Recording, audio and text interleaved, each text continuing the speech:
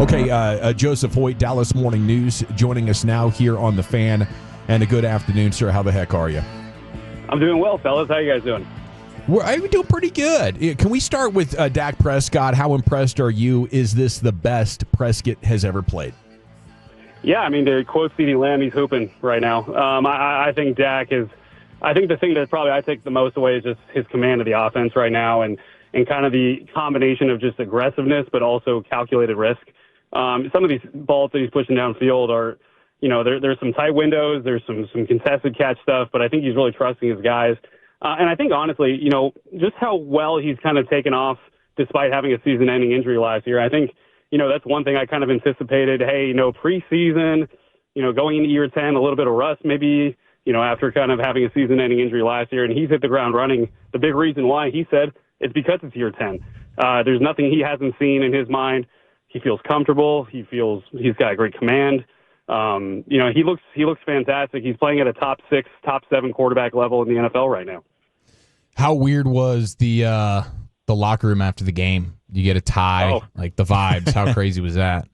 It's so weird. I think everyone was kind of doing the Ricky Bobby, I don't know what to do with my hands kind of thing, just kind of hanging out there because it was weird. I mean, even George Pickens literally questioned to us. He's like, is this like a new thing?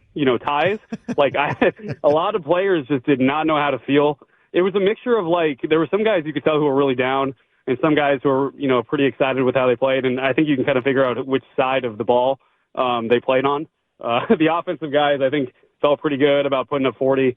Defensive guys, not so much about allowing 40. Is the defense fixable? If the front office is thinking we can't let this season go with such a great offense and this bad a defense, let's get active. Is it realistic they could bring in enough players or adjust enough things internally to, be respectable? Try to make it a goal to be an average defense by the end of the year. Yeah, I think it's a fantastic question because the margin between, you're never as bad as you think you are and you're never as good as you think you are on film, right? And you kind of watch film and I kind of still don't really know where to put all the blame, right? I think if you have questions in multiple places, I think that margin starts to get wider. I think the linebacker play needs to be better, right? I think corners are obviously still having some miscommunications. I talked to Trayvon Diggs last night about that 4th and 6 with Matthew Golden wide open, and he said that he was clamoring to the inside guys, hey, Matthew Golden's going to run a seam and sit in this vulnerable part of cover 2, get there. And that's why he was so animated after that didn't happen because, he thought he saw it coming. So I just see a lot of guys either not on the same page or, guys half a step off from making plays. Kenny Clark was adamant that, hey, I was close to making a sack and a potential fumble that could have changed the game, and I didn't. And he's like, we got to make those plays. And it's not only me, it's other guys that are just close and not getting that cigar. And I think that, it's kind of hard to really decipher right now what is the missing margin between them being, one of the worst defenses in the NFL and being a potentially average defense. Joseph Hoyt, Dallas Morning News with us in the GBAG Nation. So 4th and goal, overtime, at the Packers' 4-yard line. Did you like the field goal, or would you have been aggressive and gone for the touchdown?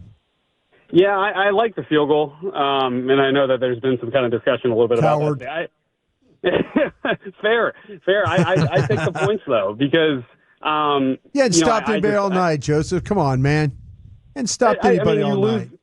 I know, but you lose the game, I think, if you don't get it there. And realistically, I just don't think putting it down one play is the way to go there. I know that the defense had been so bad, and here, I just talked about how bad they've been on multiple layers, but I think you have to give them a chance in that case. And frankly, I'll be honest with you, with the time, I honestly didn't expect the Packers to take as much time as they did. I thought it was just a really interesting approach they had. I get the argument to go for it and put your best foot forward with the offense that had actually been doing well. I just don't want to lose the game right there. So maybe a coward's approach, sure, but that's kind of the way I would go about it. Appreciate you living that way, Joseph, though. Being a coward's okay. Hey, my guy, Brian. Come on. I had a coach once tell me, though, to your point, Brian, I had a coach once tell me you can't live life in a 2-3 zone. And, so, maybe there's something to that effect. Yeah. My gut reaction was just play it safe, but I see the argument. It's Joseph Hoyt of the Morning News here with you on The Fan. Yeah, Joseph. Okay, we're talking about, did you, some of the changes, though, the defense, and they didn't stop them really in the second half at all. But did you like some of the adjustments they tried to make with, like, with James on the field, a little bit more blitzing, some things like that? A little bit, yeah. But I think there was a little bit of progress in terms of getting better, but it's still not good. You know what I mean? It's not good enough. Right. Yeah, it's not good. And so it's hard to celebrate progress, I guess, right now with where they are. I mean, you look at what they were doing on third downs. They're giving them more third down conversions than not right now. They're last in the NFL. Green Bay averaged 15 yards per play on third down last night, had multiple touchdowns. And I think, Brian, the thing that kind of just gets me is the amount of guys, it's how easy it is, right? I think that ball in the flat, you got a chance for about 12 yards, yeah. Yeah, literally. Or, hey, let's just run just one screen really quick, and there you go. There's no one there to rally. I think that's the part that has me most concerned about the Cowboys defense right now.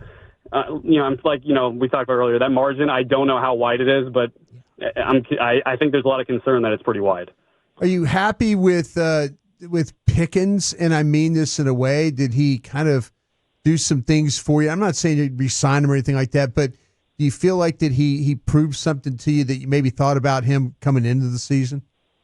Yeah, I wrote last week that this, even though he didn't really want to go into this detail, but this was a chance for him to prove his value. I mean, he's a free agent. He's a guy that wants the T. Higgins-like money, to be that kind of wide receiver 2, elite kind of player. And this is your chance to prove that, you can be the guy that steps in and is the go-to guy. And, I think, it's so funny with Pickens sometimes because I think he does have, a methodical way of running routes and, a methodical way of, going up and going after the ball that sometimes you question, hey, is that, half speed or is that full speed? Yeah. Where are we at with him? And I think he's just kind of methodical and calm. And I wondered if that would really translate to being a guy that gets a lot of attention and is the go-to guy in offense. And honestly, I thought last night he proved a lot. I think he's going to have to kind of stack some of those games a little bit in order to kind of get the value that he hopes to get. And obviously he's got to stay on the straight and narrow in terms of, the way of adapting to culture and all that stuff that obviously got him a little bit out in Pittsburgh. So I think it was a great game for George Pickens, second most receiving yards he's ever had in a game. If he can stack a couple of those, I think his value is going to go up.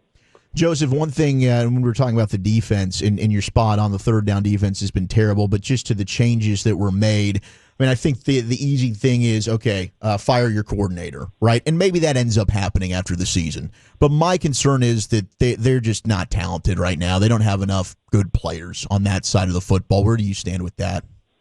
I think there's elements of both, to be honest. I think one guy that's been kind of, I was expecting a little bit more out of Sanborn, to be honest, in terms of kind of anticipation and being in areas. I think just the speed difference is a little bit noticeable right now. He's making tackles, but, I think that Tucker Kraft screen that we were talking about on that one of those first third downs, that was kind of evident of just the lack of speed right now. I think they need more out of their linebackers a lot. Corners, obviously, in the secondary is a lot of miscommunication. So personnel-wise, and kind of going back to Gavin's question, do you bring in someone that can kind of fix it? I think they have too many vulnerabilities right now to have one guy be the simple fix. I think a guy like Clowney helps too. I thought he looked a little raw last night, but at least I thought he was flying around. I think there's something to build off there. So maybe you add a couple guys, but I don't know, man. I think that there's not really an easy fix right now for this Cowboys defense. Joe, how much love is deserved for guys like Clayton Adams and Connor Riley on that offensive line, dealing with backups, still being able to run the heck out of the football? Yeah, a ton. I think, the best times when you notice offensive linemen is really when you don't really hear their name or if you don't notice when things change, right? And to be honest, I think it's been pretty seamless. I mean, obviously Tyler Booker, very talented. Cooper Beebe, very talented. But I think Brock Hoffman, TJ Bass, those are guys with enough experience, especially experience together, frankly. They're really close friends. They're locker mates. I think that those guys have been able to step in and be very solid for the Cowboys, and that's all you can kind of ask for when injuries come. You don't really see a turnstile back there, which I think is huge. And then even when Tyler Guyton goes out, Nate Thomas steps in, and even he stepped in a right tackle for a little bit, it wasn't noticeable. And I think that that's probably the best thing you can say about it. They've been really complimentary of their own depth when it comes to offensive line. And I think Clayton Adams is a guy that's kind of had his stock up, since he got here in Dallas. He's known for just a successful running game, and now all of a sudden Javonte Williams is averaging over 5 yards a carry. and kind of looks like a guy that can be a 1,200, 1,300-yard rusher this year. So I think Clayton Adams, Connor Riley deserve a lot of credit for kind of keeping things seamless amidst a lot of change.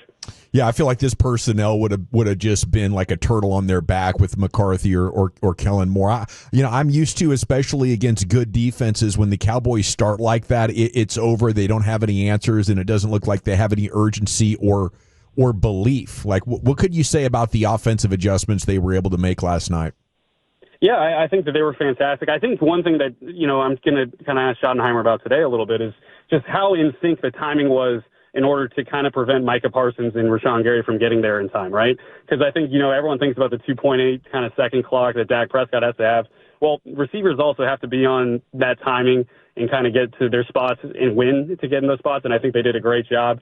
I think that deserves a lot of credit, and obviously I think Ford deserves a lot of credit. But I'll give one thing. I think Javonte Williams, I kind of had this note that I wrote last night. I thought that he was going to wear down a little bit. No Miles Sanders. He's taken a lot of hits. He's always got the dirtiest jersey among anyone else because he's taking so many hits. And, in fact, he wore the opposing defense down. So instead of wearing down, he wore down the opposing defense, and I thought that was a great testament to a guy. It's kind of Frank Gore-like a little bit, where it's like, hey, 3-4 yards a carry, 3-4 yards a carry. You kind of get your jabs in, and then bam, there's a 15, 20-yard knockout punch that kind of helps the offense really kind of move forward. So I've been very, very impressed with Javonte Williams. What can you tell us about the amazing DoorDash story? I know that you've put this out on social media and you wrote about it in the Dallas Morning News, but to anybody that wasn't able to hear about this, I think this is one of the feel-good stories of the NFL season so far. Yeah, this was fantastic. And shout out to DoorDash. Basically, I ordered DoorDash in Philadelphia. I was staying at the airport for the season open, and there's just not a lot of stuff around there, and it was a long day, so I said I'll order DoorDash. My driver, Gilbert, comes up, and he's wearing all Eagle stuff, a Saquon Barkley, Kelly Green jersey. During the messages, when he was updating me, he's saying, "Go Birds," the entire time. And I'm like, this is hilarious. And when he pulls up in all these Eagle stuff, I ask him, like, hey, Gilbert, you going to the game tonight? He's like, no, I've actually never, ever been to an NFL game. It's always been my dream. I'm a diehard Eagles fan. I just watch the TV, but it's always been my dream to go. And it just gave me a lot of perspective being an NFL reporter where I get to travel around and cover all these games and see all these things. Sometimes the job can feel like a job. And I was like, you know what? Like, that instilled a lot of perspective in me about how lucky and blessed I am to have this job and to go to these games and to see these things. So I tweeted about that kind of perspective and said that it was kind of instilled from Gilbert, the DoorDash driver. And the tweet kind of took off a little bit, and DoorDash reached out and said, hey, let's connect. We'd love to get your driver to a game. He was able to go to last week's game against the Rams, the one that Jordan Davis blocked the field goal to seal the win. And that was Gilbert's first game. He had great seats. And so anyways, it was really cool, I think, in today's world with the rising costs of everything, and that someone who really is truly a diehard fan got a chance to see that and have that experience. Joseph Hoyt, Dallas Morning News here with you on The Fan. That is a cool story. Another cool story, I think Jake Ferguson's on pace for like 140 catches. You taking the over or under on that? Oh, I'm taking the over, especially if he's doing more cover two shells and giving some of these flat routes. But no, I think Ferguson, that was one of the good stories from last night too. A guy that's been desperate to get back in the end zone, and it's something that he's really strived to. It bothered him all last year that he didn't get a chance to get in the end zone. Dak was really complimentary of him, but I think Jake's game right now is going to have to be kind of that seam and body bag, box out kind of tight end, and if they can kind of connect on some of those plays, it could work out for him. Body bagging it, huh? Body bag, box out, whatever it takes. Make it happen. Yeah, whatever it happens, yeah. So what were your takeaways now that it's behind us, the Micah Parsons return? Yeah, I think, it's funny. This whole day I've been kind of thinking, like, Micah Parsons is obviously fantastic. I thought he had a great game. But honestly, to a little bit of Jerry Jones' credit, I think that there is a way to play against him. I think it takes a lot. That's one thing I'll say. I think, you got to run. You got to have a good game plan. You got to do all these things. And clearly the Cowboys could have used him on that defense, right, and to get after Jordan Love and make some plays. But in terms of going against him offensively, there is a way to play against him. It takes a lot of synchronicity, I think, between receivers, coach, running back, offensive line, and specifically number 4 back there. But I thought that they did a good job. Micah Parsons was good last night, and yet the Cowboys put up 40 points. So I think that's kind of one of my takeaways is that I don't know if the Cowboys are better off with him, like Jerry says. I would say no. But I do think that there is a way that you can play against him, and I think that was a fear in the back of their mind as they had Micah Parsons over the years. Joseph Hoyt, Dallas Morning News. Apparently you have Karate Kid on your mind as much as I do, sir. Yeah, it's always on my mind. Let's go. Man, appreciate it. As always, great job on the beat, and we look forward to catching up with you soon. Yeah, I'll try not to live life in that 2-3 zone much longer. So thanks, guys. There he goes.